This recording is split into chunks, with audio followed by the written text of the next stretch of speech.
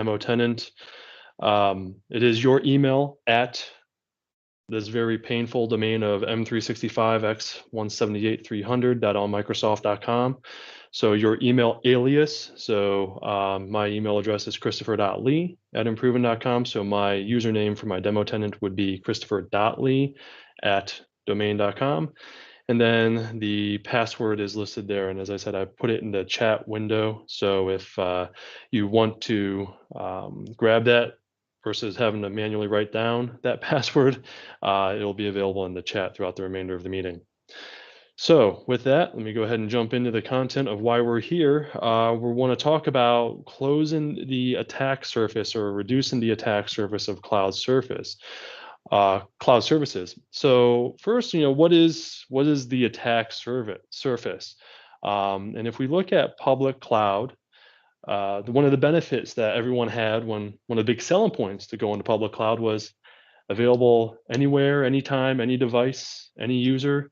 And that sounds great when you're trying to plan for business continuity and high availability and just overall productivity of your employees. But from a security perspective, that doesn't sound too great. And mostly because if it's available and accessible everywhere, that means it's not just accessible to your employees, it's accessible to potential bad actors as well. So if we look at this attack surface, what is an attack surface? It's pretty much any entry point somebody has into your environment. So what we want to talk about today, and I'll go over some practical suggestions and capabilities in the cloud, is reducing the attack surface. And we often refer to that as closing the door. You think about it this way: you're closing the front door of your house, but you're giving your friends and family keys, right? So that way you're allowing the people you trust to come in, the people you want to come into your house. But the neighbor 3 doors down can't just walk over to your house and walk in the front door because they don't have a key. And that's really what we mean by closing the front door. And the attack surface is really made up of two vectors. There's the people and there's devices. The people part of it, unfortunately, people are always going to be the weakest link, and not just from a Microsoft cloud, but any technology solution. People are always going to be the weakest link, and it's because people are human. They make errors, and they're not necessarily intentionally being malicious or bad, but errors happen. People can get tricked. They're much more easy to circumvent with social engineering and phishing scams and things like that. So people are always going to be that weakest link. But people aren't accessing the services just by being human. I can't sit in my desk chair and just magically access the cloud. I have to have some interface, and that's our devices. So that's our second vector for attack surface, is all the devices. And especially with work from home and the growing amount of BYOD out there, it's becoming very difficult to manage and understand what kind of devices are accessing the environment. How do we control those devices? How do we put some security around it? So hopefully, as I walk through the remainder of this presentation, we'll see how we can address both of those attack vectors in the real world scenario. So the first item that we want to consider is multi-factor, and you've probably heard us say this 100 times before. You need to use multi-factor authentication. It is the best thing you can do to protect your environment, because if we look at attacks against cloud services, 80% of all attacks are credential-based attacks, and MFA can block over 99% of those credential-based attacks. So that alone says you can block the majority of these attacks, the vulnerabilities to your cloud environment, by requiring MFA. And it's not just for your admins. That's kind of our general practice. That, hey, if you're an administrator, you have to provide MFA, but our general employees, our user population, we don't necessarily require it all the time for them.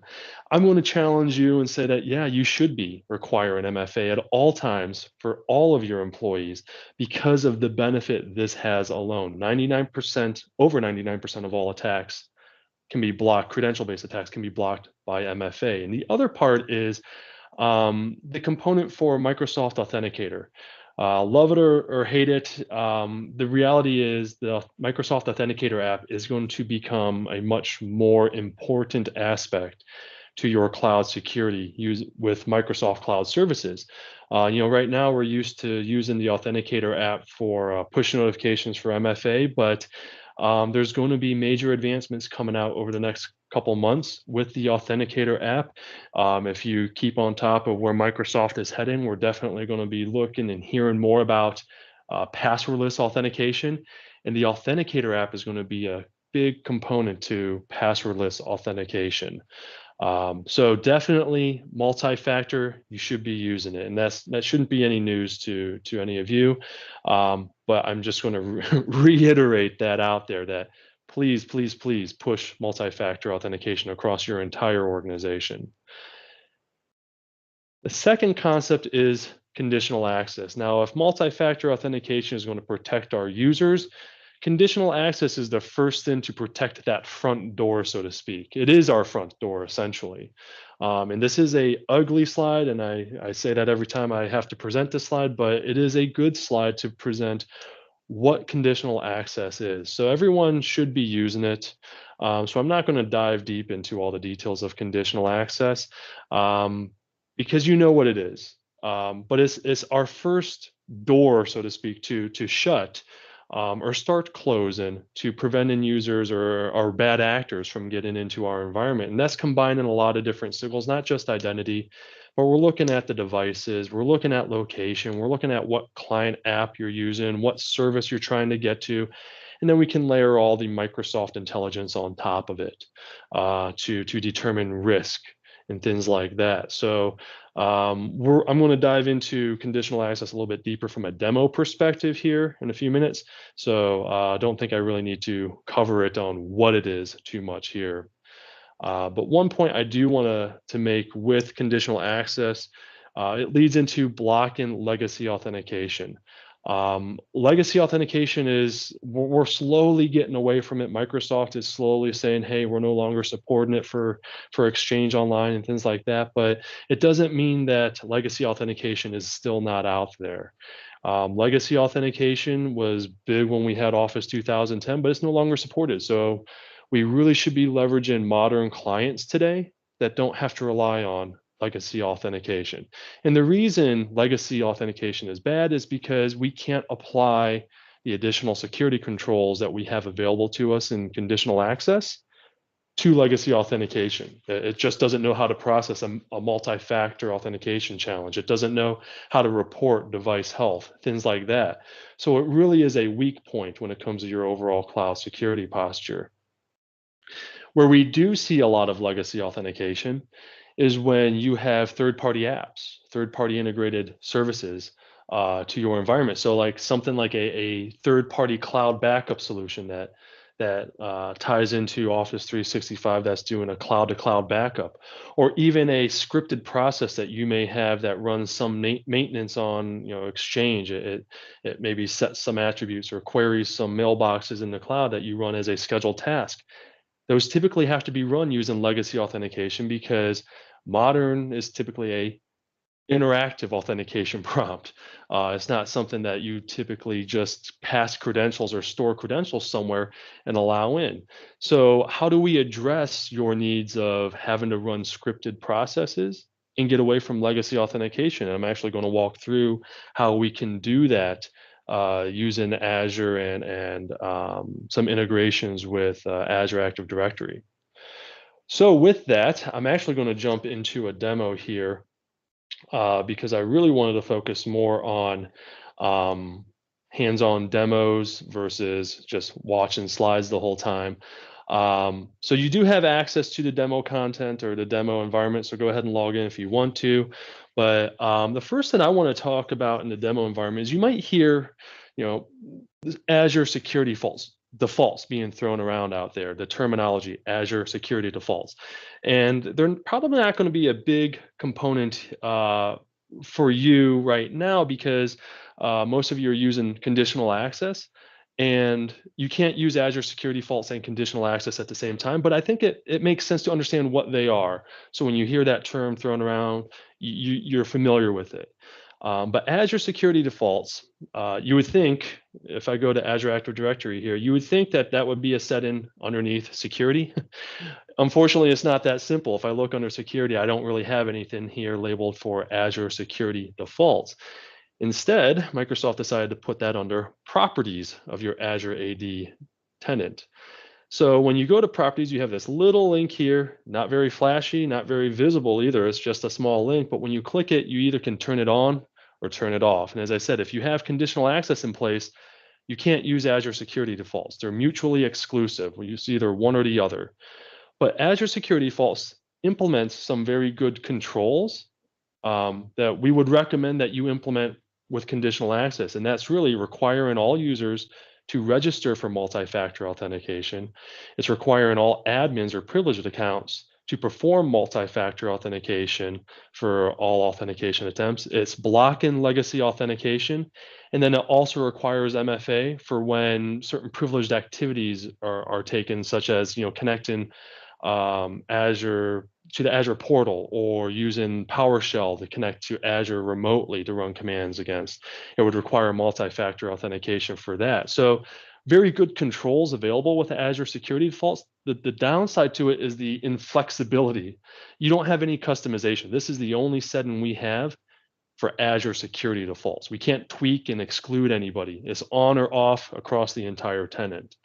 So that's where we want to look at using conditional access, and that's where we can get more granular. Um, but before we jump into the conditional access, one of the things I want to show, and we all should be doing, is blocking legacy authentication using conditional access. But it's often a question: how do I identify if condition or legacy authentication is being used in my tenant? And it's not necessarily the foolproof way, but it's an easy way to get a quick view of whether legacy authentication is being used.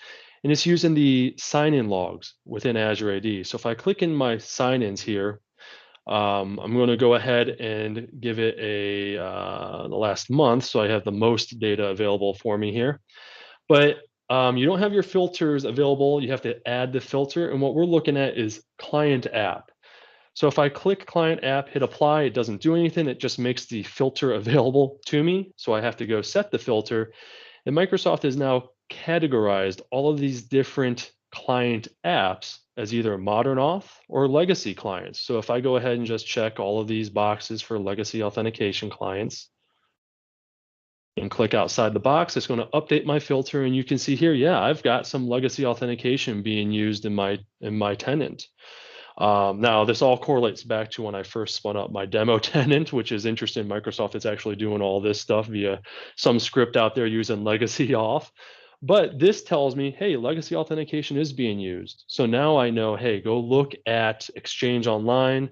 What's being done? Well, it's web services that's being consumed for legacy authentication. So I need to go find that process and maybe investigate how I can move away from legacy authentication for whatever I'm doing with Exchange Web Services here.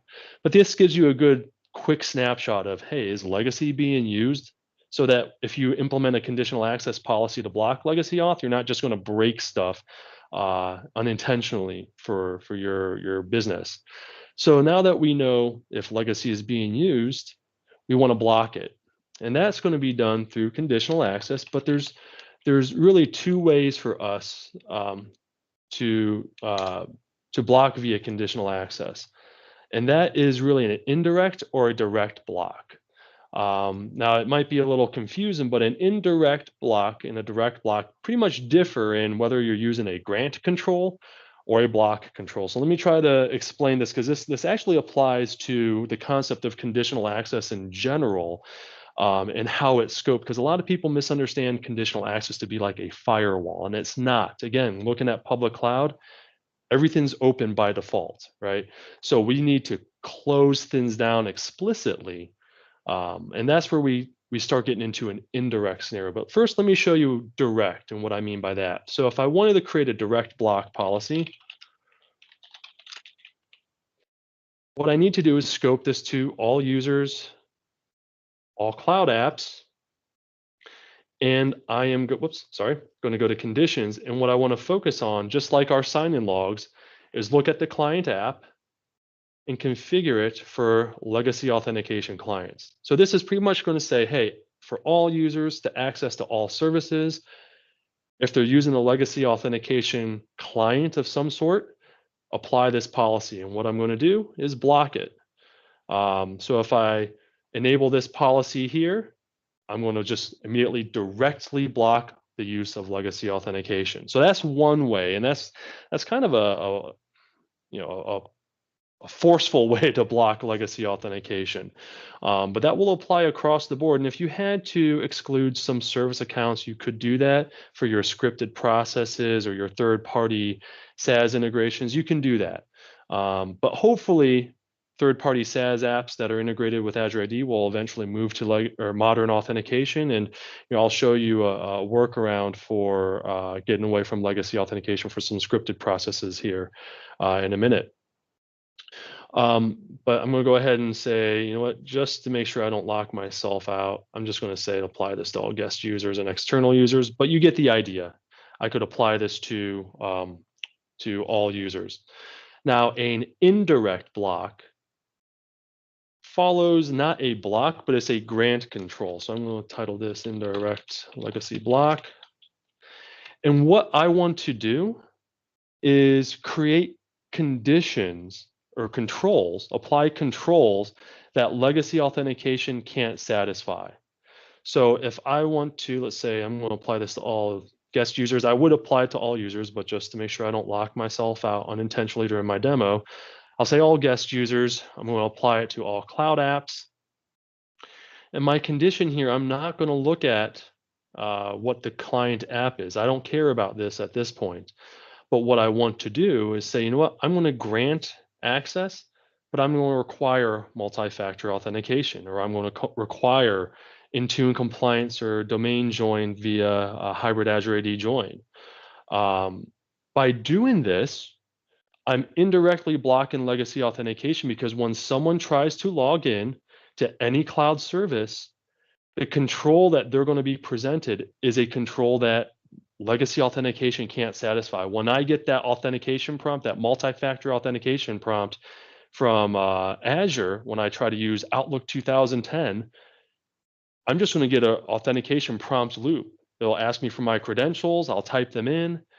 Azure is going to respond back to Outlook 2010 saying, hey, you need to challenge or complete an MFA challenge.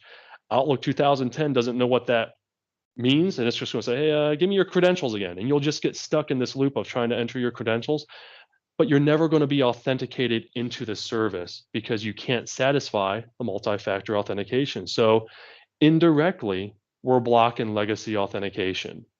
Now, the risk you run to using an indirect block is that you may have a scenario that you're not accounting for. Most likely, you're not going to scope this policy to all users and all cloud apps. You're probably going to scope a policy that requires controls to certain services like Exchange and SharePoint or Teams. But that leaves the gap of maybe there's a service that's not included there. So I do have a blog post on dependent services within conditional access, and I'll use the example for Intune device enrollment. If I look at my cloud apps here and I wanted to select a specific app, if I type Intune in here, you see I have some apps here named Intune, but if I was doing a block rule and I excluded both of these, I still would not be able to enroll my device with Intune because these two selections don't include all of the dependent services underneath the hood within Azure and Microsoft Office 365 that are necessary for me to enroll a device. So just by selecting this doesn't necessarily mean I'm selecting everything related to device enrollment. So that's the risk that you run when you don't select all cloud apps. And most likely, you're not going to apply a policy that applies to all cloud apps and conditions or grant controls here that are this strict for everything at all time. Now you might, and that would be great if you can get to that level of security, but most likely you're not going to. That does present the potential that you might miss a specific use case, and then now legacy authentication can be exploited in that use case because we're not directly blocking. So hopefully that explains a little bit better of an indirect and direct block, and how you can prevent legacy authentication from being used.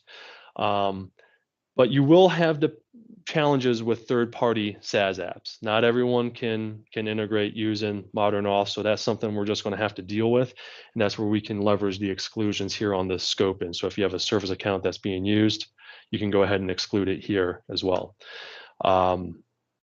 Any questions? I'll just pause real briefly. Any questions at this time on what I've covered so far?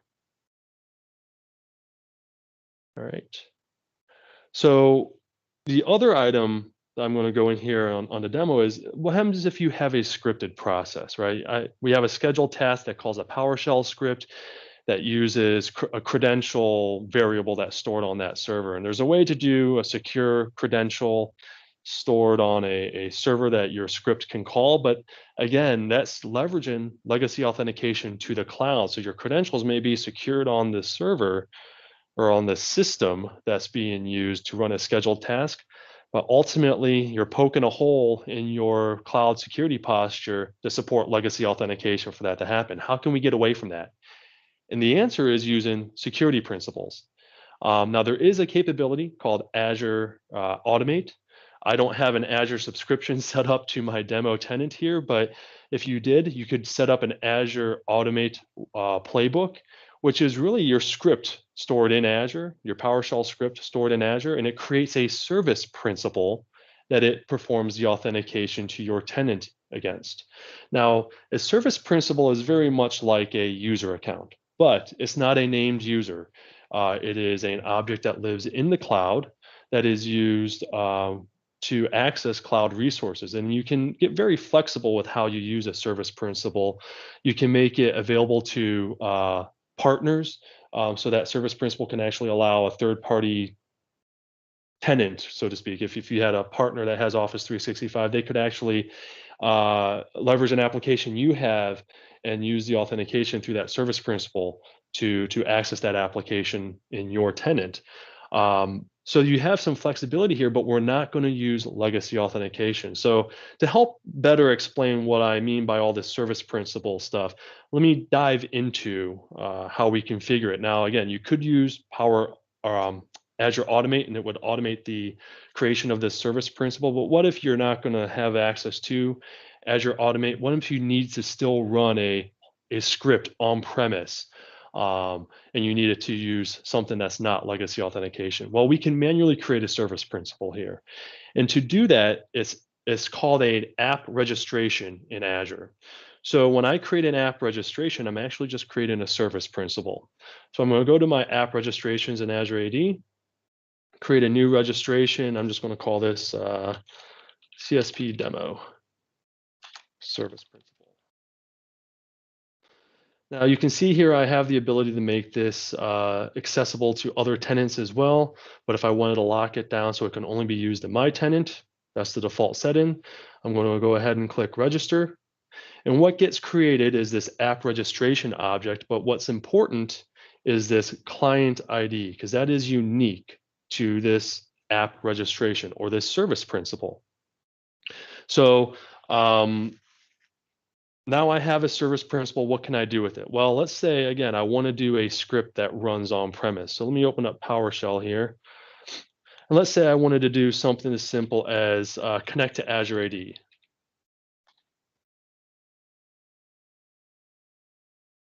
I just ran connect to Azure AD. I'm going to get the modern auth prompt, right? So this doesn't do a whole lot of good if I'm trying to script this process. So how can I connect PowerShell now using my service principal?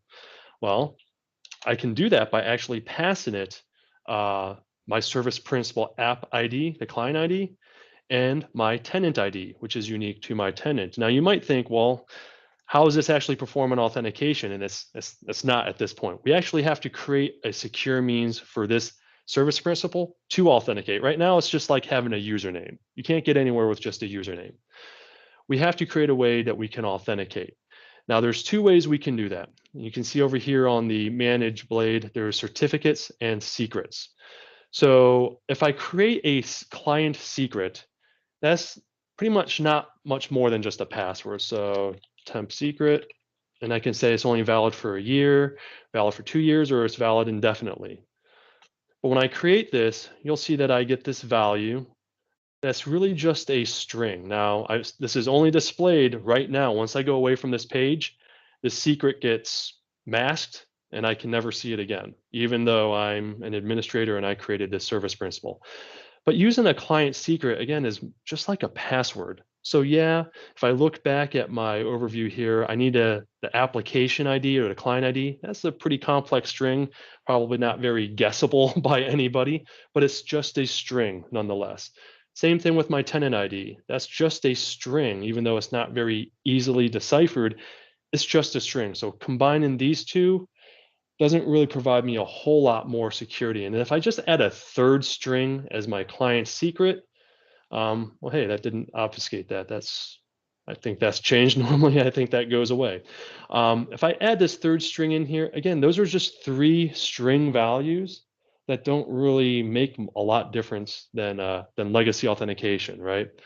What I want to look at is using a certificate, because what happens with certificate authentication, now I need to provide something that is stored on my machine or for my user account. I can provide an app ID and my tenant ID, but now I have to provide a certificate that's trusted, that's been issued by some trusted system. So for the demo here, I'm actually just going to create a self-signed cert. But we can do this using a third-party CA or an enterprise CA as well. And I'm not going to type it in. I saved the command here so I didn't have to make spelling errors during the demo. But let me walk you through this. This is a PowerShell command that will create a self-signed cert on my machine. I'm storing it in a variable, so I could leverage the certificate in PowerShell if I needed to. But what this command is doing is pretty much saying, create a new self-signed certificate with the subject name of CSP demo and store it in my personal user store. And then the certificate is exportable.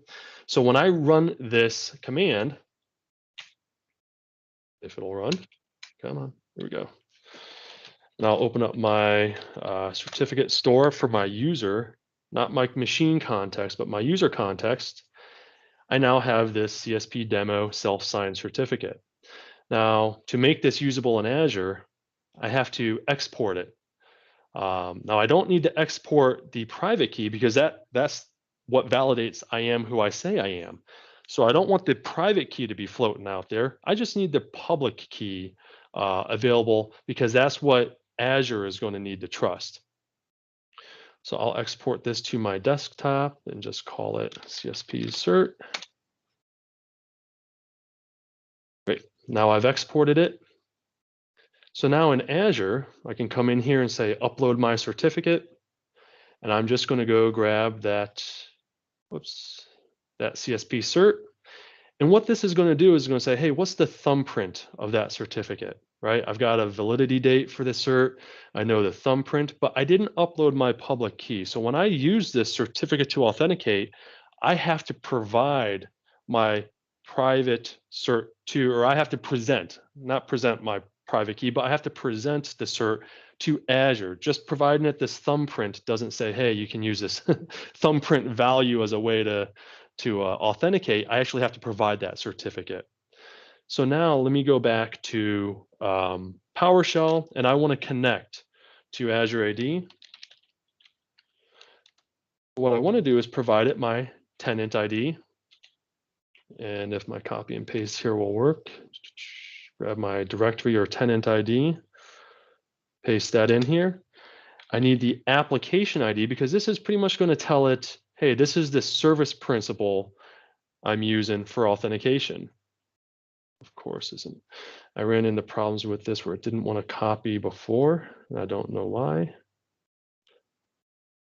So give me 1 second. I actually have to copy it off the page into Notepad and then from Notepad into PowerShell. I'm not sure why. Probably just my system being buggy. And of course, that's not going to work right now either. There we go. All right, so there's my app ID, but now I can pass it the certificate thumbprint. So if I pass it this thumbprint, again, I'm not just passing it a string that I can present. Not anybody can run this this command. Of course, I'm running into a paste error. All right, give me 1 second while I get this to work out. Come on, here we go. So now I can go ahead and pass it that thumbprint, and now I'm connected to Azure AD using that service principal and certificate-based authentication. So because I have that cert on my machine and I can present it, I'm able to authenticate. If I didn't have this certificate on my machine, I wouldn't be able to authenticate here, even though I pass it the thumbprint value. So that's where I'm improving my overall security, because now I'm moving away from just a username, password, and maybe a secret, essentially. I'm creating something that I have to have physically on my machine to be able to authenticate. But this service principal doesn't have any rights. If I do get Azure AD user, you'll notice here I get an error. Just because I authenticated doesn't mean I have rights to do anything in my tenant. My service principal doesn't have any rights. So this is where you can get very granular in configuring what this service principal can be used for, because you probably don't want a service principal to be doing everything and anything in your tenant. You want to assign it specific capabilities, and you can do that through the roles. Now, you notice here it says preview, and the main glitch here is if I wanted to add this service principal, for simplicity, you probably shouldn't do this, but I'm going to add it to global administrator. I don't have the ability to assign it here. I actually have to go back into Azure AD, my roles and administrators, and then look for my global.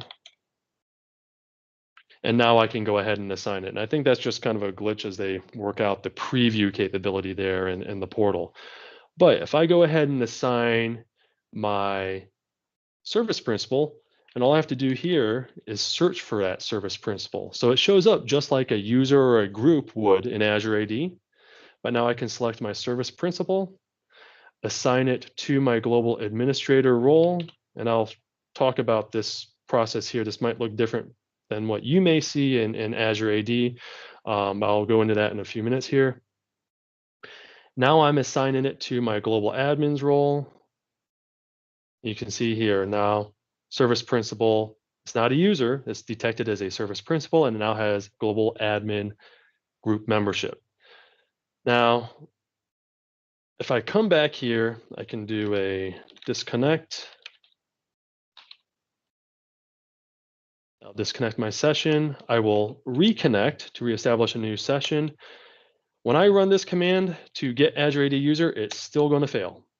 And the reason for that is, and I don't have a great explanation, but it takes a little while for that role membership to change or to propagate out for a service principal.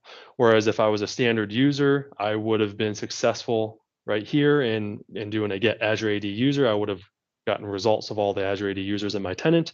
But for some reason, when you assign that role member assignment to a service principal, it does take a little while. So I can come back here and show you it does go through eventually, but instead of waiting for that, I'm going to get back to our content here so we can continue forward. So that's how we can get away from legacy authentication. How else can we start closing the door on our tax service? And one thing that comes up a lot is risk. Risk, does it help? We've talked to clients to where they want to implement risk-based conditional access, but does it really provide that much value? And it really depends. It depends on how you're using conditional access and your baseline security posture, what you're enforcing from a general perspective for conditional access. And to understand that, we need to understand what user risk versus sign-in risk is. And to do that, I'm actually going to just jump right back into my demo here. And risk detection is part of Azure AD P2. So it does require a little bit of an elevated license. It is included in the EMS E5 as well. But where we see risk is if we look at Azure AD identity protection. You'll see two options here: user risk policy and sign-in policy. Think of it this way: a sign-in risk evaluation is applied every time I sign in. It doesn't matter if it's my 10th time signing in. It doesn't matter if I'm jumping from Exchange Online to SharePoint Online.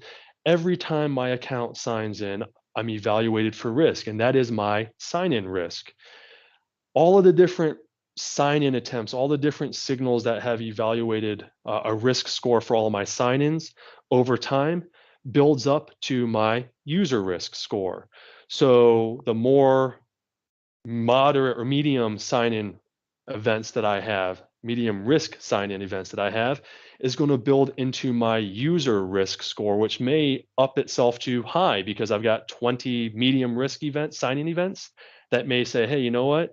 You've had enough medium risky sign-ins. We're going to bump your user sign-in score to high, even though I've never had a high sign-in event. But that's the layered approach. So we can define a sign-in risk policy, which pretty much says when I sign in, if my risk is medium and above, what do I want to do?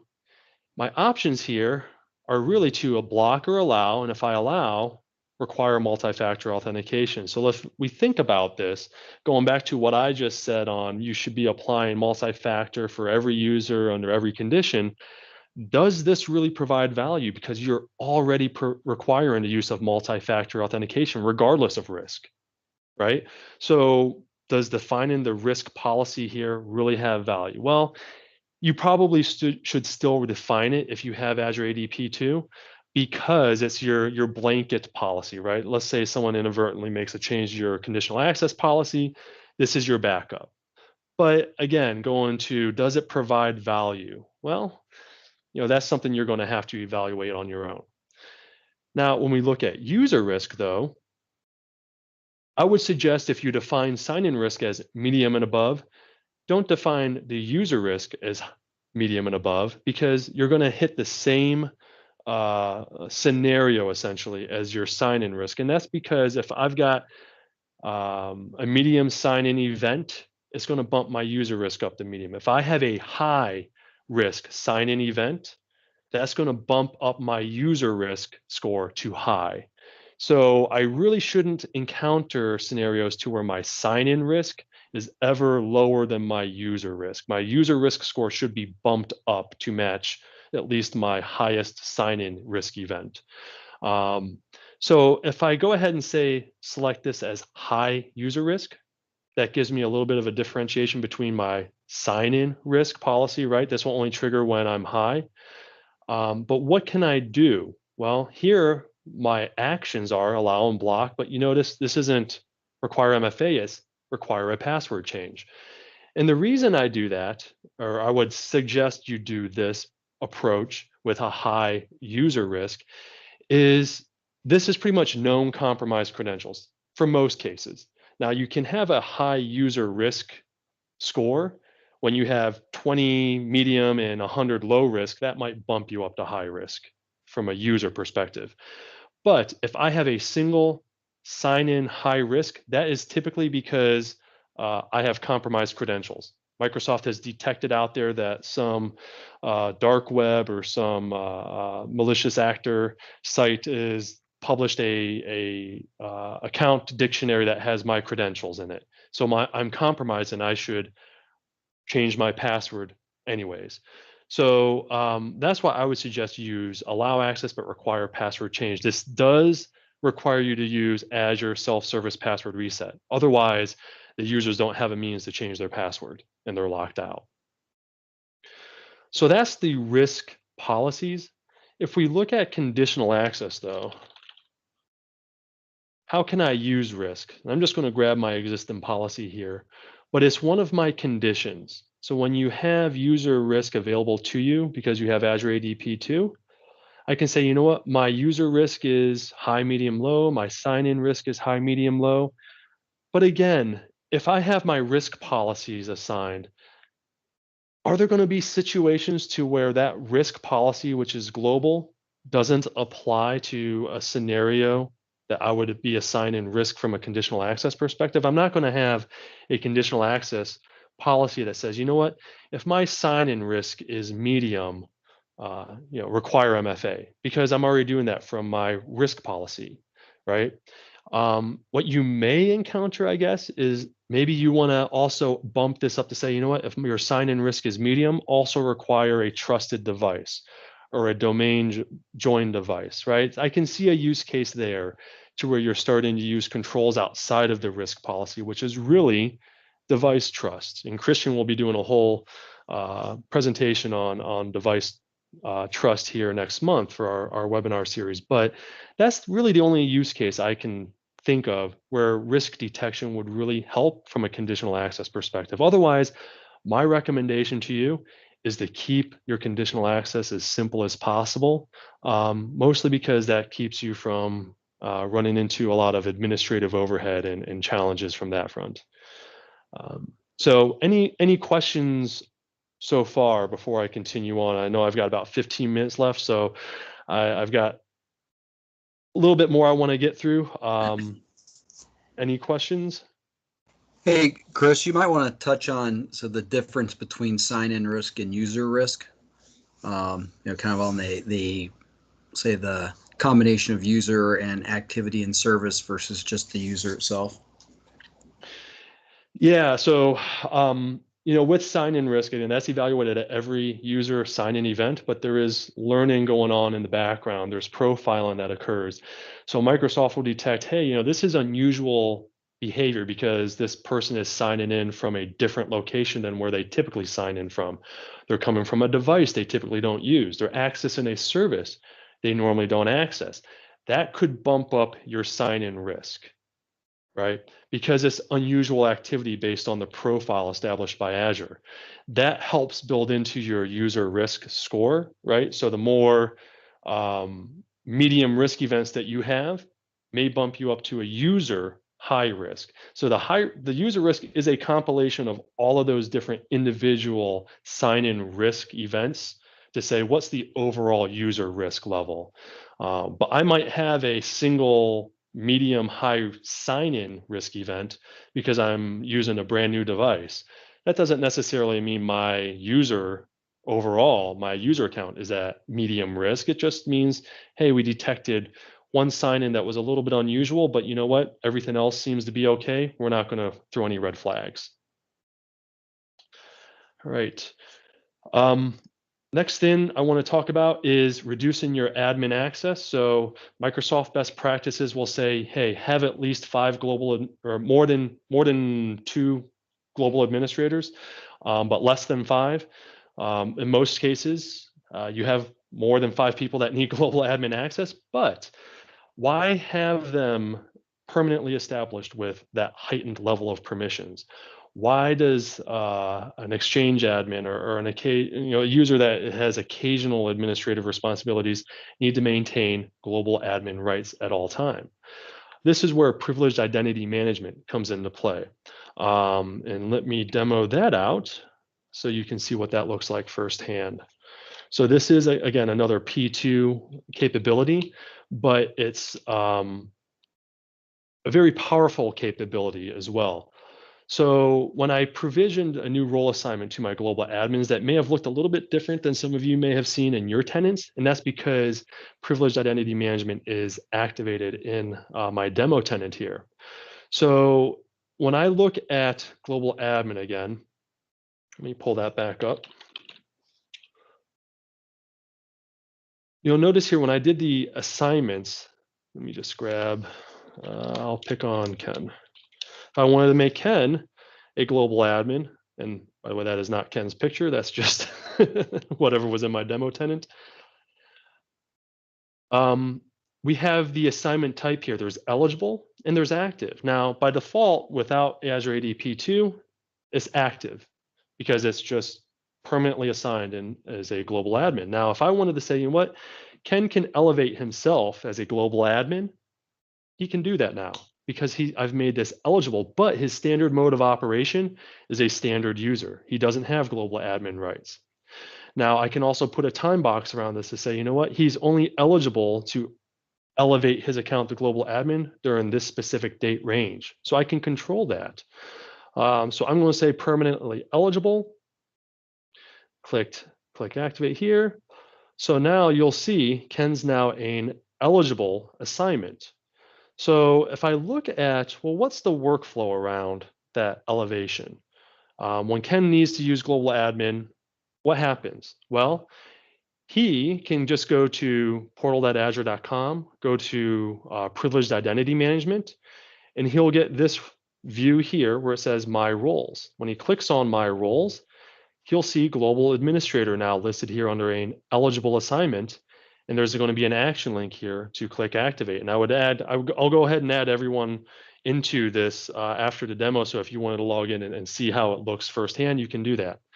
But right now, as it stands, he can self-elevate and there's no workflow, nothing around that to say, hey, you need approval. He's just going to be elevated for global admin privileges because he requested it. But I can control that. So if I go back here to the Azure AD roles, and I know I'm clicking around fast, but I want to get through. I've got some other things I still want to show you.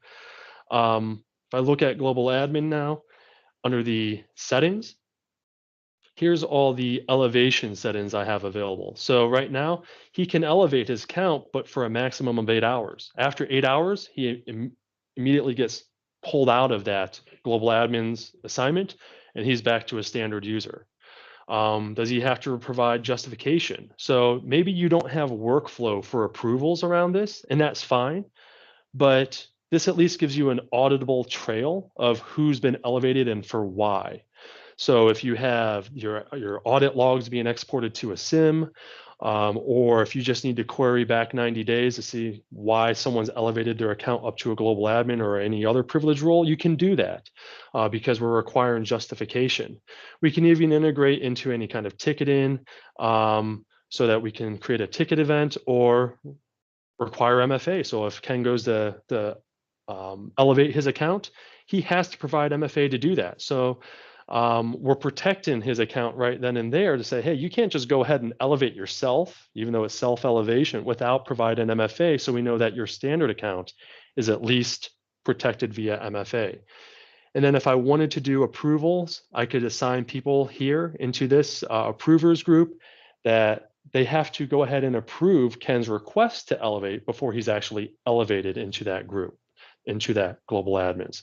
So this is kind of giving us that just-in-time admin access. But if we look at from a security posture, we really should be taking that approach because the standard mode of operation, if Ken's account becomes compromised, it doesn't necessarily mean he's immediately, our whole tenant's compromised because they have global admin rights. His standard mode of operation is standard user. So his compromised account doesn't have that benefit. Let's say that bad actor tries to go and elevate Ken's account. Well, he's now got to provide MFA, and that's not something you can easily fake. So Ken's going to get a pop-up in his Microsoft Authenticator app or a text message on his phone, and that's going to send a red flag say, hey, why is someone trying to perform MFA? Because I didn't do anything that required MFA. And that bad actor won't be able to access elevate to global admin. So definitely a good impact onto your overall security posture by reducing your global admin exposure. I am going to breeze over this because, as I mentioned, Christian will have a whole session on it next month on protecting your devices and establishing trust with your devices. So one, I don't want to steal any of his thunder, but also in the mindset of time, I want to jump into the next thing. But real brief overview here from a attack surface reduction, leveraging device trust with conditional access will significantly impact your security posture because now you're going to be able to make sure the devices users are connecting to the service are trusted. They're in tune and role. They're trusted because they're domain joined, or we can look at things like mobile application management to where, okay, maybe it's BYOD and we don't need the trusted device, but we're going to still protect our company data. And I'll let Christian dive into that next month. But what I want to touch on here before we run out of time, controlling the session. So let's say that you can't control the user's device. There's still a need out there, even though it's not great, good practice at all. But maybe someone has to access a hotel kiosk or an airport kiosk or use an untrusted device to do something business critical. You don't want to stop them from being able to do their jobs, but at the same time, if we're looking at reducing the attack surface, we also don't want to just allow any untrusted device or any unknown device access in the environment. And you might be protecting the user account with multi-factor authentication. That's great. But what else can we do to make sure that we're protected? And that's really looking at controlling this session. And specifically, this is looking at Microsoft Cloud App Security. It's how we can dynamically apply controls within the user session. And a good use case for this is, hey, maybe we want to allow the use of a hotel kiosk, but you know what? We're not going to allow any data extraction. And an easy way to do that is just block file downloads. So a user can't connect Outlook, they can't use any thick clients on the desktop, they have to use a web browser, and now we're going to prevent the use of file downloads. So if I go back to the demo here, I'm going to jump into my standard user here, which is this Megan. You can see here I've logged into SharePoint, and I could easily come in here to SharePoint and say, you know what, download this file. Right now, you can see I can download Brandon Elements PowerPoint deck, and now I have a local copy of that on my desktop. But if I want to prevent that, I can easily do that. And I don't need to dive too deep into MCAS. I don't even need to go to the MCAS portal here, in all honesty. Conditional access is going to be our drive-in element here. And I'm going to create a quick new policy. I'm going to go quick on this because we only have a few minutes left. But I'm going to apply this to, I'm just going to apply this to everyone.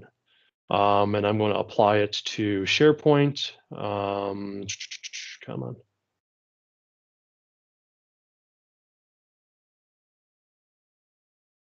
You don't necessarily want to apply this across the board because it can interfere with the admin portal a little bit if you don't think about it correctly. I'm not going to look at conditions. For grant, I am going to grant access, not check any of these boxes unless I really wanted to make sure MFA and everything is required. But what I'm going to look at is a session control. And the main item here is use conditional access app control. And what that really means is pass it off to MCAS. We have a baked in option here for block downloads. And what the nice thing about this is this is a very common use case. I don't have to create any custom policy in MCAS. I'm doing it right here with a drop down from conditional access. So now when I turn this policy on and create it, I'll have to go back to my Megan session here. Where is it? Here we go. I am going to sign out.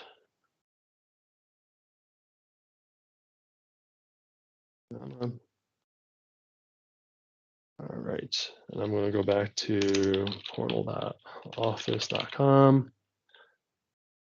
Megan B, give it that terrible password.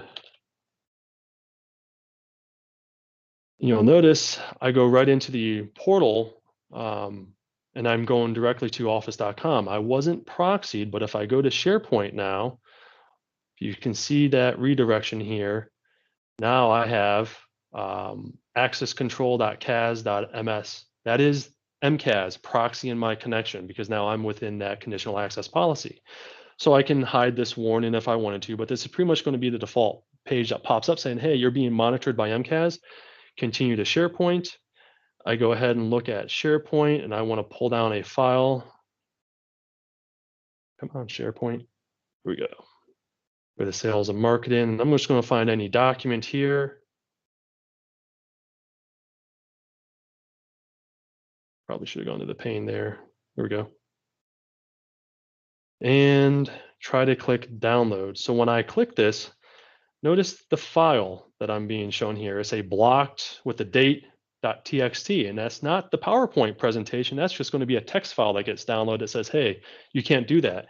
And even the website is now telling me, hey, download blocked. So this is a great use case for if you do have people who travel and do have to use untrusted devices here and there, or maybe you want to allow your employees to use their home computers, which aren't trusted. You can easily scope this now to use something like MCAS to prevent your data from being extracted out of your tenant. They can do all their work in the portal, but they can't pull any files down. They can't save anything locally. So all your data is still protected. And you could go even further with that if you wanted to with MCAS to say, hey, we're going to apply AIP and rights management and things like that to the data. So even if it is downloaded, it's protected. I know I've got like 1 minute left here, and that actually was going to be my last topic. But luckily, I do have a whole session on protecting your data. But that's your last kind of surface attack reduction item here is protecting the content itself. So if you can't close those doors all the way, you can't protect all those devices, and you need to share data, that doesn't mean that you're still leaving yourself vulnerable. Protect the data. And I will have a session, I think, actually, let me go to my next slide here. That session is our last one, so it is a while in December. But I'll go deep dive into the use of data protection using AIP and Microsoft information protection and what the differences are there. So with that, these are the upcoming sessions in our webinar series for CSP. As I mentioned, Christian will be doing the securing devices and establishing trust next month, and then we'll be going into monitoring and managing access in October. So I hope to see everyone on those. I'll send out reminders. Also, I will send out a follow-up questionnaire for this event, and I would appreciate any feedback. I appreciate the time people take to fill it out. But really, we want to make these as valuable and beneficial to you as possible. So give us some feedback if there's topics you want to hear on specifically, if there's things that you didn't hear about today that you wanted to hear about, let us know because we're more than willing to put more sessions together to address what are your specific needs as our CSP customers. So with that, I've talked a lot and really fast, but tried to get everything in before the hour. I will turn it over to the questions if there are any. So any questions, feel free to come off mute.